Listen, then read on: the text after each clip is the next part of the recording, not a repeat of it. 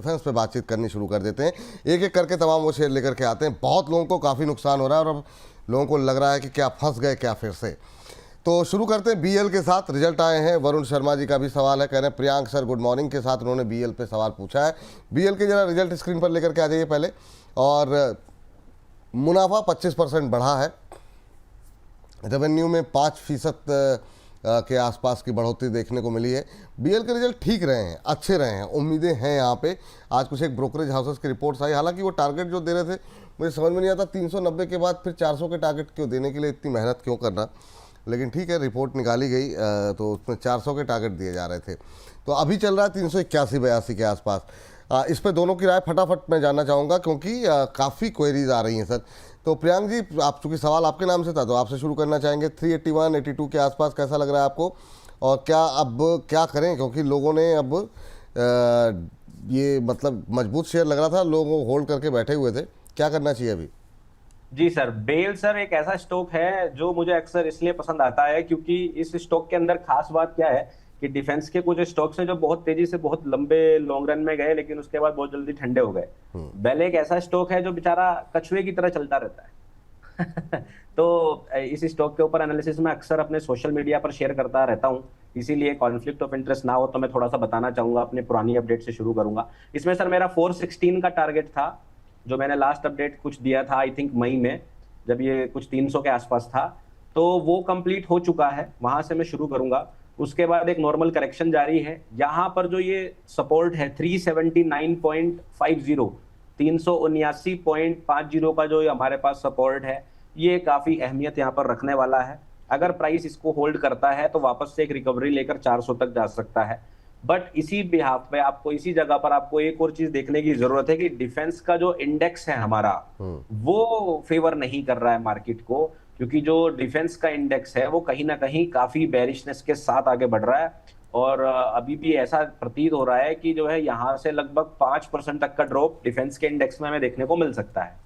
सो इस नजरिए से अगर हम देखें तो ये 379 का लेवल जो है ब्रेक हो सकता है, और अगर ये टूटता है तो आपको एक्सपेक्ट करके चलना है कि हमें 350 से 360 के लेवल्स देखने को मिल सकते हैं बेल में।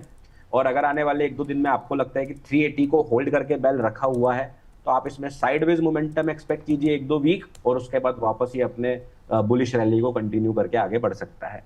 तो मेरा आपके लिए अभी यही राय है कि आप लोग फिलहाल थोड़ा सा होल्ड करें, वेट करें, 2-3 दिन इसको देखें, क्योंकि जो इंडेक्स है डिफेंस का वो मार्केट को, डिफेंस के स्टॉक्स को फेवर करते हुए नहीं दिखाई दे रहा है ओवरऑल, अगर मैं डिफेंस सेक्टर की बात करूं तो। इसलिए मैं सजेस्ट करूंगा सर 2-3 दिन आप पहले रुक के देखें क्या 380 के लेवल को प्राइस होल्ड करता है कि नहीं करता है, कोई नई बाइंग करने से पहले। ठीक। प्रदीप सर, आपकी भी टिप्पणी सर इस पर बीएल को लेकर के, क्योंकि लंबे समय से लोग आपको फॉलो कर रहे हैं बीएल को लेकर के। कल जो है जिस तरीके से घटनाक्रम रहा, अब लोग थोड़ा सा दबाव में आ रहे हैं और भी डिफेंस पे बात करनी है। फटाफट मैंने कल सुबह ही ऑलमोस्ट 396 के आसपास था, 393 के आसपास था, मैंने आपको बताया था सर मुझे लगता है कि एज पर द प्राइस 380 385 तो कमिंग सून, और दिन के दौरान ही हमने देख गया कि 380 383 के आसपास आ गया था। 382 के आसपास चल रहा है। लॉन्ग टाइम में मैं पॉजिटिव हूँ। जिस तरीके से आप देखेंगे ऑलमोस्ट मार्केट कैप 2,78,000 करोड़ के आसपास है। आप नीट प्रॉफिट भी देखेंगे 5,500 करोड़ के ऊपर ही है। सो मुझे तो बहुत ही अच्छा लगता है, डेट भी ज्यादा नहीं है। इंटरेस्टिंग फैक्ट यही है कि इंडस्ट्री का पी 70 के आसपास चल रहा है और स्टॉक का जो P price to earning ratio 50 के आसपास चल रहा है। तो फंडामेंटली बहुत शानदार है। ये हो गया छोटा सा फंडामेंटल से पार्ट।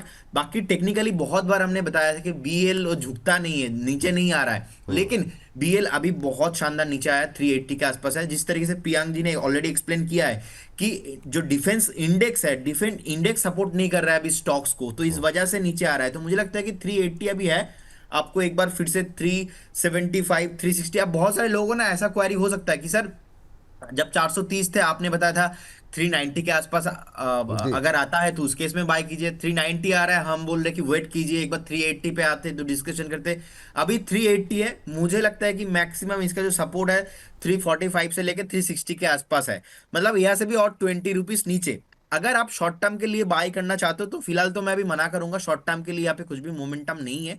लेकिन लॉन्ग टर्म के लिए एक अच्छा खासा मुझे लगता है कि बाइंग जोन आ चुका है 370 से लेकर 380 के बीच। आप धीरे धीरे एक्यूमुलेशन करना स्टार्ट कीजिए। डिफेंस में मुझे लगता है कि मेरा HAL एंड BEL दोनों काउंटर ही बहुत फेवरेट है। डिस्क्लेमर देना चाहूंगा, ऑलरेडी हमने हमारे क्लाइंट को ये बाय कराया है कॉन्फ्लिक्ट ऑफ इंटरेस्ट हमारे पास कुछ भी नहीं है। फंडामेंटली अच्छा है, टेक्निकली सर अच्छा है, कुछ भी प्रॉब्लम नहीं है। लेकिन जिस तरीके से थोड़ा नीचे आ रहा है, जी जैसे कि प्रियांक जी ने भी बताया, मुझे लगता है कि 4-5 दिन थोड़ा एक बार वेट करके जाना चाहिए। चलिए, इस बीच 1900 से ज़्यादा लोग लाइव हमें देख रहे हैं और मुझे लगता है लास्ट वीक जब मुझे लखनऊ जाना था उसी दिन शायद प्रदीप जी ने बोला था ब्रेकआउट आ गया है। सर और आपका वीकली ब्रेकआउट आ गया है हाँ, चैनल पे। मुझे लगता है कि एज पर द ब्रेकआउट ये हायर हाई क्लोजिंग जो है कंटिन्यू आप करेंगे, और as per the my analysis मुझे लगता है कि नेक्स्ट 2 महीने में ये आपका आंकड़ा मिनिमम 4000 क्रॉस करने वाला है। अरे सो बहुत शानदार आरओआई आपके होने वाला है आपका ट्रैफिक नेक्स्ट 2 महीने में। वाह, आपके मुंह में घी शक्कर। और मतलब जो है इसी तरीके से दर्शकों का प्यार बढ़ता रहे, यही हमारी ख्वाहिश है, हमारी चाहत है। और सभी दर्शकों का दिल हाथ जोड़ के धन्यवाद। आप लोग जितना ज़्यादा हो सके और ज़्यादा अपने सोशल मीडिया हैंडल्स पे इसको शेयर करें ताकि और ज़्यादा लोग हमसे जुड़ सकें, ज़्यादा से ज़्यादा लोगों तक हमारे ये कार्यक्रम की पहुंच हो सके।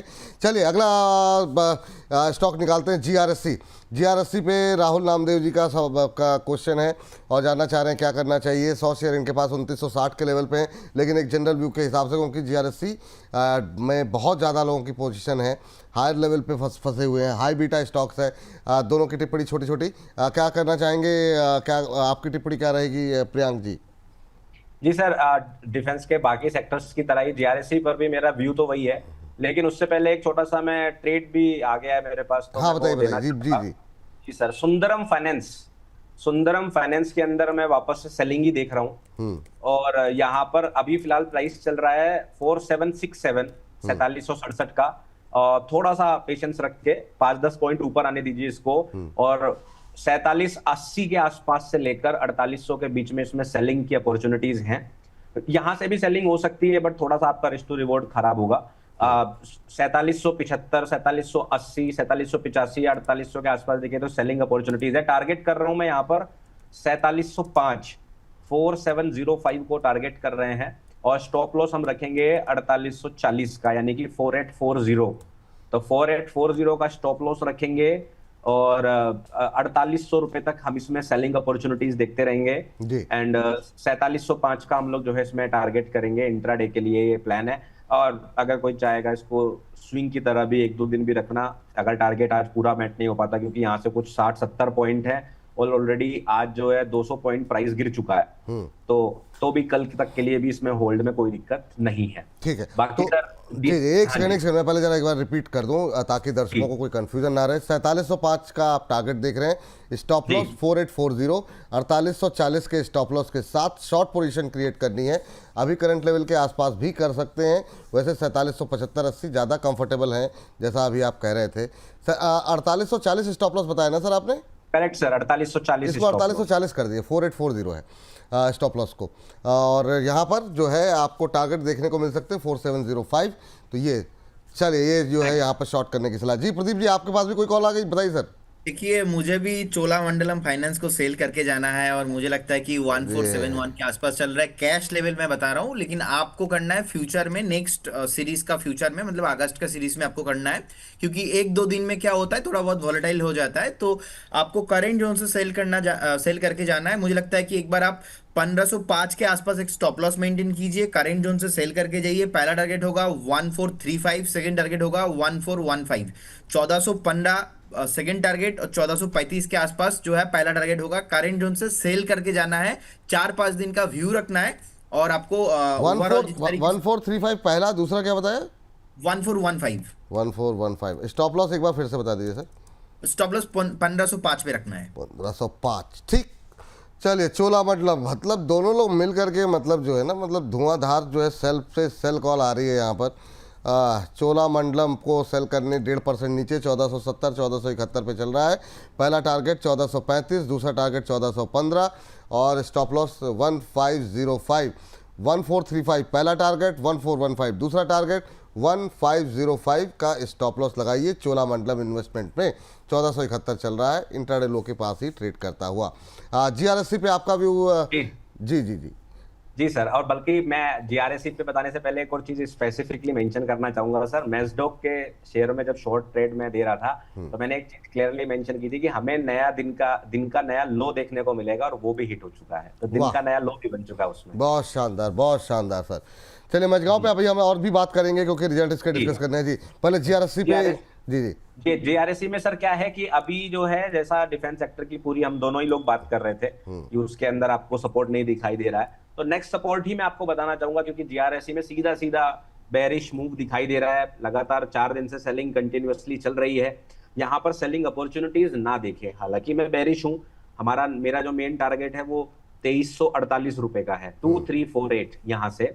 लेकिन मैं सेलिंग अपॉर्चुनिटी ना देखने के लिए इसलिए बोल रहा हूँ, क्योंकि 4 दिन से जब लगातार सेलिंग चल रही है, तो यहाँ पर कई बार बीच में, जैसा मैं शुरुआत में बोल रहा था, कि सांस लेने के लिए मार्केट करेक्शन करने आ सकती है।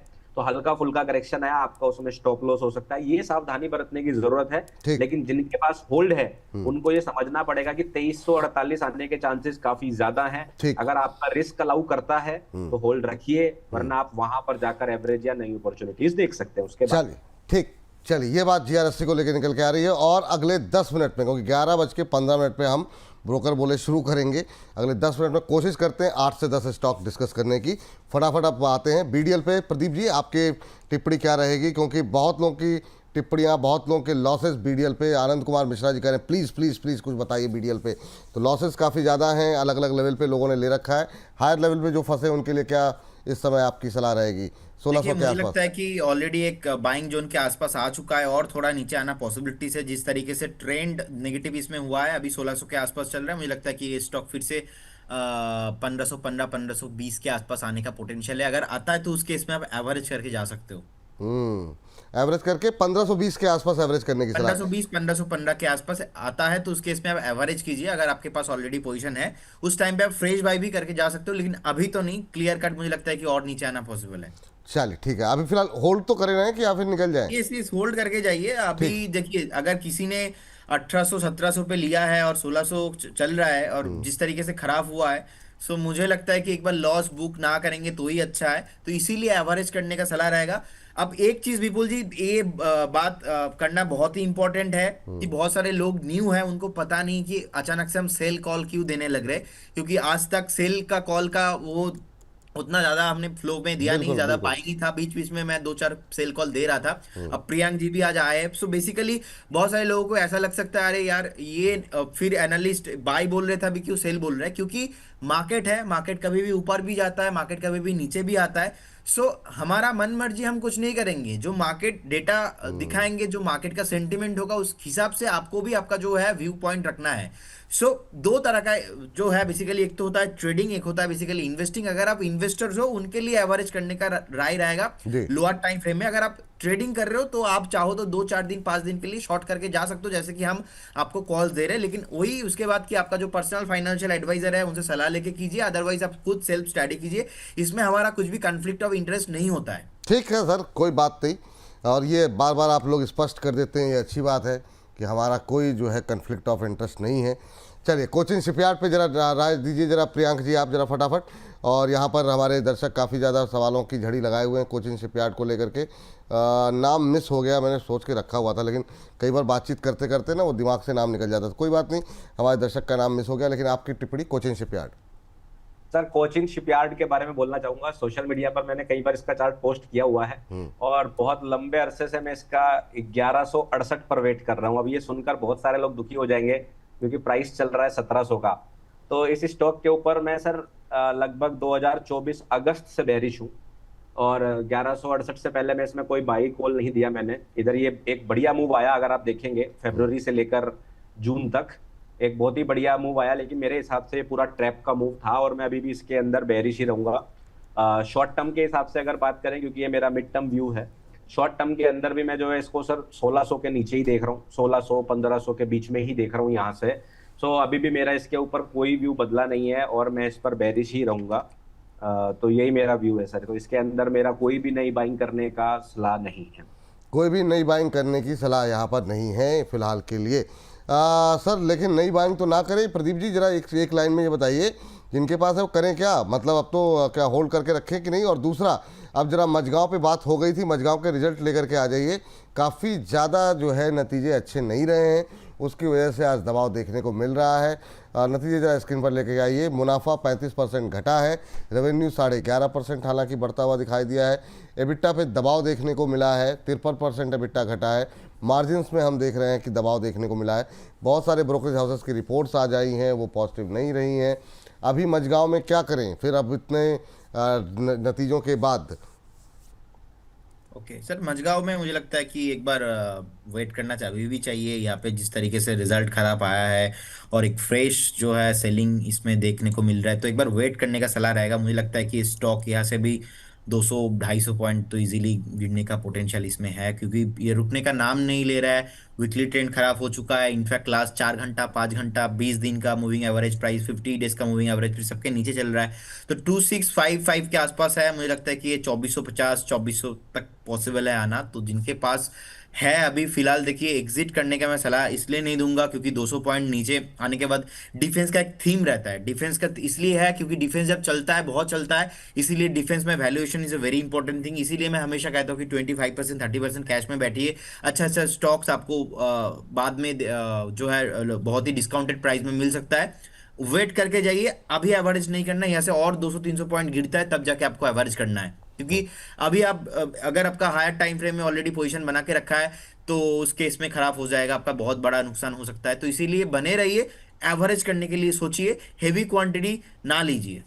एवरेज यहाँ करंट लेवल पे कर सकते हैं ना सर? नहीं नहीं नहीं, करंट लेवल पे नहीं। जिस तरीके से 200 नीचे पॉइंट आ रहा नीचे। है, मुझे लगता है कि फ्रेश और सर 250 पॉइंट, 200 पॉइंट तो नीचे पॉसिबल ही है। तो एक बार हम तो डेली व्यू दे रहे, तो एक बार डिस्कशन बाद में करेंगे जैसे ठीक ही है। यहाँ से 200 पॉइंट, 300 पॉइंट नीचे आए, तब, अभी नहीं। अभी होल्ड करने की सलाह है यहाँ पर, तो यस। वो जी जी ठीक ठीक ठीक। तो ये बात यहाँ पर निकल कर के आई मझगांव डॉक को लेकर के। और इसके अलावा जरा जो सबका फेवरेट है एचएल पे, दोनों लोगों की राय जानना चाहेंगे। छोटी छोटी टिप्पणी रखिएगा, 5 मिनट हमारे पास और हैं इस सेगमेंट के लिए। एचएल अब जो है 4400 के आसपास। प्रियांक जी, क्या अच्छा लग रहा है? मतलब अभी तक तो सब बड़े गुण थे इसके अंदर, अब ये 5000 से आ गया 4400 पे, 600 रुपया करेक्ट हो गया। बहुत लोगों को अच्छा लग रहा है कि क्या इस लेवल पे एवरेजिंग कर लें या फ्रेश बाई कर लें। आपकी टिप्पणी क्या होगी एचएल पे? सर आज पहली बार ही मैं बोनस पर लाइव आया हूँ और मुझे लग रहा है आज ही व्यूअर बोलेंगे कि ये आदमी आया है और सिर्फ बेरिशनेस की बात कर रहा है, एक स्टॉक बाई करने के लिए नहीं बोला है। तो सर इसमें भी हिंदुस्तान एयरोनॉटिक्स में बिल्कुल मैं प्रदीप जी की इस बात से पूरी तरह सहमत हूँ कि डिफेंस एक ऐसा सेक्टर है जो आपके पोर्टफोलियो में भी हमेशा होना चाहिए और आपको इसमें एवरेजिंग के बारे में ज्यादा सोचना चाहिए। सो मैं यही सजेस्ट करूंगा, अभी फिलहाल एचएल में मैं टारगेट कर रहा हूँ 4360, 4360, उसके नीचे ही कहीं पर आप एवरेजिंग का प्लान कर सकते हैं। तो फिलहाल के लिए तो मेरा रिकमेंडेशन यही रहेगा कि जहां आपने इतना वेट कर लिया या बर्दाश्त कर लिया, तो कुछ 40-60 पॉइंट और बचे हैं, वो थोड़ा और वेट कर लीजिए। 4360 हिट करने के बाद थोड़ा सा अपने आप को टाइम दीजिए, एक दिन देखिए मार्केट कैसे वहां पर रिएक्ट करता है और उसके बाद आप ऑब्वियसली डिसीजन ले सकते हैं। ठीक। प्रदीप जी, आपका व्यू, क्योंकि एचएल जो है ना वो थोड़ा हम लोगों की डिस्कशन में काफ़ी रहा है, आपकी टिप्पणी क्या रहेगी? और कोचिंग पे आपकी बात रह गई थी, तो जो जरा संक्षेप में बिल्कुल। एचएल में मैं सर पॉजिटिव ही हूँ। जिस तरीके से लास्ट 1-2 हफ्ते में मैंने आपको बताया कि अभी एचएल को नहीं लेना है 5000 के आसपास, क्योंकि मुझे लगता है कि एचएल 4400 के आसपास आना चाहिए था। देखिए 4400 भी आ चुका है। मुझे लगता है कि और थोड़ा वेट करके जाइए, क्योंकि डिफेंस है एंड वो एग्जैक्टली बताना कि कहाँ तक नीचे आएगा, we need to respect the price action. तो अभी प्राइस एक्शन नीचे आ रहा है और एक हफ्ता वेट करके जाइए। मुझे लगता है कि 4150, 4250 भी आपको मिल सकता है, क्योंकि जब नीचे नहीं आ रहा था तब तो नहीं आ रहा था। और कल एक मैं ऑफिशियल डेटा आपको बता रहा हूँ, ministry of defence today sign the MOU with Tamil Nadu industry development corporation.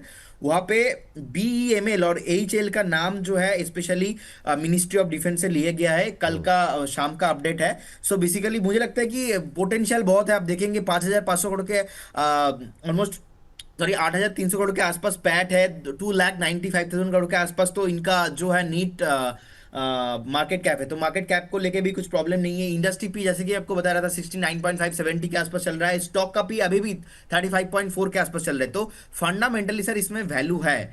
ऐसा नहीं कि नीचे आ रहा है मतलब बेच देंगे, नहीं है मेरा व्यू ऐसा। जैसे कि अभी प्रियांक जी ने भी एक्सप्लेन किया कि फंड जो भी कंपनी का फंडामेंटल अच्छा है वहां पे हमें एवरेज करने के बारे में ही सोचना चाहिए। तो मुझे लगता है कि हेल एक ऐसा स्टॉक है, यहाँ से भी और 200-300 पॉइंट नीचे आ सकता है, वो हम बता नहीं सकते, लेकिन आपको वेट करना पड़ेगा और से 5 दिन 1-2 हफ्ता वेट करके जाइए। चल, अगर ठीक। नीचे आता है तो धीरे धीरे एवरेज स्टार्टिंग कीजिए। जी प्रियांक जी, BEML फटाफट जरा BEML देखिए, रेलवे डिफेंस दोनों का कॉम्बिनेशन है, क्या करें अभी BEML में? क्या यहाँ पर बाकियों से कुछ बेटर लग रहा है BEML का शेयर? नो डाउट सर, बीएमएल का जो फर्स्ट लुक मैंने अभी आपके कहने पर देखा तो बाकियों से थोड़ा बेहतर तो लग रहा है, लेकिन अगर हम बात करें नई बाइंग अपॉर्चुनिटीज की, उसके लिए हमें थोड़ा सा पेशेंस रखना होगा। क्यों रखना होगा, मैं इसके लिए आपको लेवल भी एग्जैक्टली बता देता हूँ कि कहाँ पर हमें प्लान करना चाहिए। ज्यादा नहीं सर, मैं ये सजेस्ट करूंगा कि अगर आप 2-4 दिन में इसको वापस से 4100 के ऊपर देखें। अब आप देखिए, मैं ऊपर बता रहा हूं आपको, महंगा बाई करने के लिए बोल रहा जी। हूँ, इसलिए महंगा यहाँ थोड़ा बाई करने के लिए बोल रहा हूँ, क्योंकि 4100 का जो लेवल है वो काफी इंपॉर्टेंट है इस स्टॉक के लिए। अगर ये स्टॉक इसके नीचे रहता है तो हो सकता है एक लंबे वक्त तक इसके नीचे रह जाए, कंसोलिडेट कर जाए, भले बेरिश ना हो, बट 4100 के ऊपर आने के बाद ये स्टॉक अच्छा खासा मोमेंटम पकड़ सकता है और बहुत स्ट्रॉन्ग इसका ट्रेंड है। और मुझे नहीं लगता कि आने वाले 1-1.5 साल में हम इसे 5,500-6,000 क्यों नहीं देखेंगे। तो इसलिए 4100 का लेवल हमने जो है मार्क करके रखना है, या तो उसके ऊपर बाइंग देखनी है, नहीं तो इसको थोड़ा रेस्ट करने दें, थोड़ा सा पेशेंस रखें।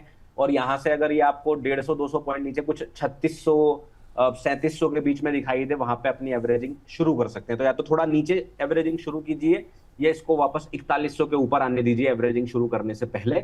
बीच में आपको लंबे वक्त तक इंतजार करने के लिए स्टॉक परेशान कर सकता है। ठीक। Sir last comment Pradeep ji आपका। एक तो पारस डिफेंस में बहुत लोग फ्रेश एंट्री करना चाह रहे हैं, प्राइवेट प्लेयर में कोई अच्छा लग रहा है? क्या टिप्पणी रहेगी ओवरऑल डिफेंस को लेकर के? 30 सेकंड में आपका होता है, 30 सेकंड से 1 मिनट में सर।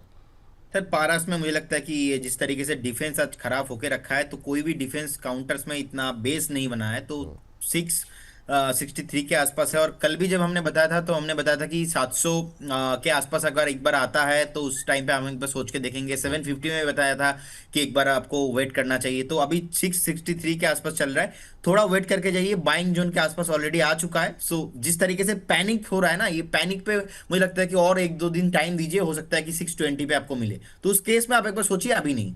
तो डिफेंस से अभी लास्ट कमेंट, डिफेंस पे अभी पूरी तरह अवॉइड करना है, जिनके पास है उन्हें डिफेंस होल्ड में करना बिल्कुल जी, है। ओवरऑल माय इंटरप्रिटेशन इज कि इंडेक्स नीचे आ रहा है, स्टॉक्स नीचे आ रहा है, मैं जल्दबाजी करके हड़बड़ी करके अभी यहाँ पे बाई नहीं करूंगा। ठीक। हो सकता है कि इस पैनिक में और से 3 से 4 दिन 5 दिन नीचे आ जाए, उस केस में और डिफेंस स्टॉक्स आपको डिस्काउंटेड प्राइस में मिलेंगे, तब जाके आपको एवरेज करने के बारे में एक बार सोचना है, या तो एक बार फिर से रिव्यू करना है। और जैसे कि प्रियांक भाई का जैसे कि बताया कि BML को लेके 4100 महंगाई बाय करने के लिए उन्होंने क्यों बोला, क्योंकि वो जो बेस है ना, वो कंफर्म होने के बाद ब्रेकआउट आ जाएंगे उस प्राइस एक्शन में, तब जाके ये जो पैनिक वाला सिचुएशन है ये नहीं रहेगा। So this is the true strategy. आप तो एक बार पूरा पैनिक में ले लो, जो फंडामेंटली वैल्यू आ जाएगा, अदरवाइज आप जो रैली हो रहा है उस रैली पे ले लो। ठीक। प्रियंक जी सहमत है ना इनसे आप? बिल्कुल सर, मैं सर हमेशा यही बोलता हूँ, चीजों को इसलिए मत खरीदिए वो सस्ती है, और आप स्टॉक मार्केट में है, सुपर मार्केट में नहीं कि सेल लगी है तो बाई कर लें। ज्यादा बहुत बेहतर है शानदार। समझदारी से क्वालिटी चुनिए। आपको लग रहा है यहाँ से कंफर्मेशन है तो वो चीज आपको ज्यादा बेहतर रिजल्ट देगी, बजाय चीजें सस्ती बाई करने के, क्योंकि सस्ती बाई करने के चक्कर में आपको नहीं पता वो चीज कितनी सस्ती हो सकती है। इस चीज बहुत का जरूर अच्छी ध्यान बात। रखें। नहीं, बहुत अच्छी बात कही सर आप लोगों ने। तो अभी के लिए डिफेंस पे राय ये है कि वेट करें, हड़बड़ा करके गिरावट में खरीदे नहीं, थोड़ा और नीचे जाने दें, वही भाव अगर कम कीमत पे मिले तो कोई ये क्यों ले, वो ना ले, वही वाली जो पुराना ऐड था उसी आधार पे आप लोग चलिए। ये रणनीति, इसी के साथ इस सेगमेंट को करते हैं समाप्त।